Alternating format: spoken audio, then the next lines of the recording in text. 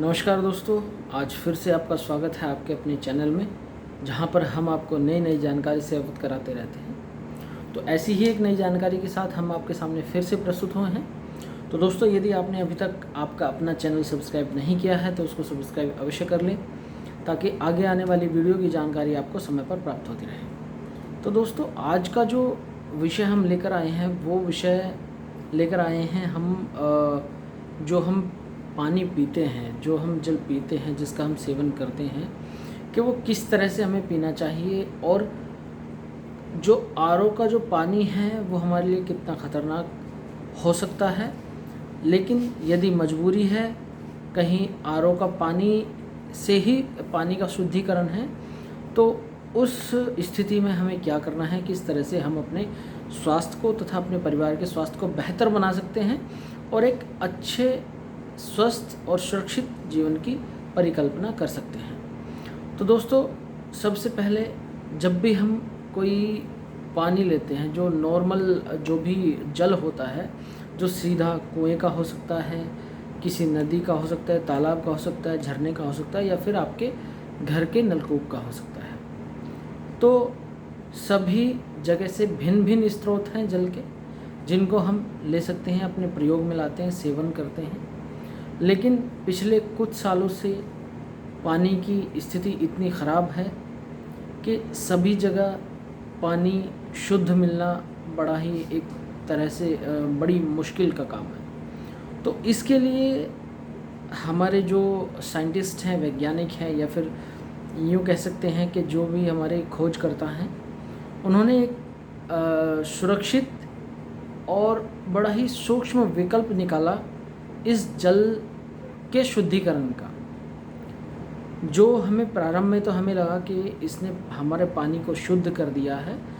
और जो हम पानी पी रहे हैं वो पूर्णतः शुद्ध एवं प्राकृतिक है, क्योंकि ये आरओ से फिल्टर होके हमारे गिलास में आ रहा है। लेकिन कहीं ना कहीं जब हम उस जल का सेवन करते हैं, उस जल के सेवन के कुछ समय उपरांत हमें आभास होता है कि हम जो आरओ का पानी पी रहे हैं वो हमारे लिए कितना घातक है। यहाँ तक कि जो आरओ का जो पानी है, कई जगह ये देखने में आया, ये सुनने में आया है कि किडनी के जो रोग हैं वो भी आरओ के पानी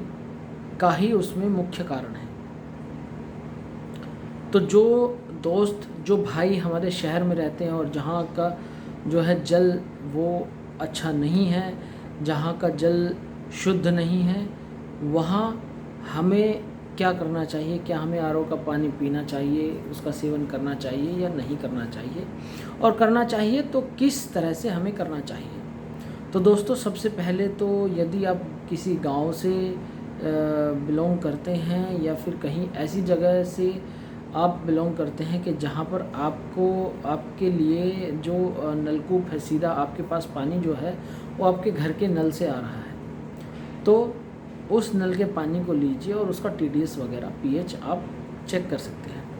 यदि पीएच टीडीएस उसका बढ़ा हुआ है, नॉर्मल आता है, तो आप उसका ही सेवन करें। उससे बेहतर विकल्प आपके पास कुछ नहीं है, क्योंकि जिस तरह से हम भोजन लेते हैं, अन्य पदार्थ लेते हैं खाने के लिए, उसी तरह से जल भी हमारे जीवन का एक मुख्य आहार है, क्योंकि जल में भी वो सारे खनिज लवण मौजूद होते हैं जो हमारे शरीर को चाहिए होते हैं। तो जब हम दोस्तों कोई सामान्य जल जब भी हम आरओ में डालते हैं, तो आरओ में डालने के बाद उसके जो खनिज लवण हैं, जो उसके मिनरल्स होते हैं, वो निकल जाते हैं। क्योंकि हमारे शरीर में जितने भी प्रकार के हमारे शरीर में मिनरल्स हैं, वो सारे के सारे हमें पृथ्वी से प्राप्त होते हैं, चाहे हम भोजन के रूप में लें, या फिर हम जल के रूप में लें, या फिर किसी और प्रारूप में लें। तो हमारे शरीर को जिन मिनरल्स की आवश्यकता होती है, जब भी हम आरओ का पानी पीते हैं, तो आरओ क्या करता है कि उन खनिज लवण जो मिश्रण है उसको बाहर निकाल देता है, तो जिससे कि वो एक खाली नॉर्मल पानी बच जाता है, और जो ना तो पचने में आता है, क्योंकि बिना मिनरल्स के जब तक आपके शरीर में कैल्शियम, फास्फोरस, मैग्नीशियम, जितने भी प्रकार के ये आयरन वगैरह जो भी हमारे तत्व होते हैं, 28 तरह के सूक्ष्म तत्व होते हैं हमारे शरीर में, तो जब तक ये प्रारूप होकर एक साथ जुट होकर कार्य नहीं करेंगे तब तक आपके पानी पीने का कोई फ़ायदा नहीं है। आपको पेट की, हृदय रोग की, आपको लीवर की समस्याओं का सामना करना ही पड़ेगा। तो हम तो शहर में रहते हैं, तो हमें क्या करना है, कैसे हम अपने पानी को शुद्ध कर सकते हैं। तो दोस्तों, आपको हमेशा एक चीज़ का ध्यान रखना है कि यदि आप पानी आरओ का लेते हैं तो जहाँ तक हो सके कि आप परहेज करें कि फ्रिज का पानी ना पिए।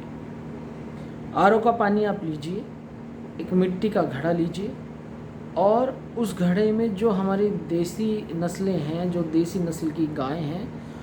उस गाय के गोबर का जला हुआ कंडा, जिसकी राख जो हम बोलते हैं, जो हम पहले हमारे जो पूर्वज उसका प्रयोग करते थे, वो राख आपको किसी सूती कपड़े में 3 से 4 बार उसको छान लेना है। जब वो छान के पूरी रेत की तरह भुरभुरी हो जाए तो उसमें से 2 चम्मच आपको 5 लीटर के पानी के घड़े में उसको डाल देना है। 1 से आधा घंटे में वो जो राख है वो अच्छी तरह से उस घड़े में नीचे बैठ जाएगी और जो वो पानी है उसमें सभी प्रकार के मिनरल्स मौजूद हो जाएंगे। ऐसा हमारे शास्त्रों में है, वर्णित है। और हमारे जो गुरुजी हैं, जिनसे हमने पंचगव्य का कोर्स किया है, उन्होंने भी हमें बताया है कि गाय के गोबर के कंडे में इतनी मात्रा में ऑक्सीजन और मिनरल्स होते हैं कि जो हमारे मानव शरीर के लिए चाहिए होते हैं, वो सभी मिनरल्स देसी गाय के गोबर की राख में होते हैं। तो दोस्तों, उसके बाद आपको उस पानी का सेवन कर लेना है। तो इस तरह से आप अपने जो पानी का जो है वो शुद्धिकरण आप कर सकते हैं और अपने शरीर को स्वस्थ और बेहतर बना सकते हैं। तो दोस्तों, आज की वीडियो हम यहीं पर समाप्त करते हैं। आज की वीडियो आपको कैसी लगी कमेंट बॉक्स में कमेंट कर कर हमें अवश्य बताएं। और यदि आपको किसी भी विषय पर आपको वीडियो चाहिए तो हमें कमेंट बॉक्स में कमेंट कर कर अवश्य बताएं, ताकि हम आपके लिए नई नई जानकारियाँ लेकर आते रहें। तो दोस्तों, आज की वीडियो हम यहीं पर समाप्त करते हैं। आगे की वीडियो में आपसे फिर से मुलाकात होगी। तब तक के लिए नमस्कार, जय हिंद, जय भारत।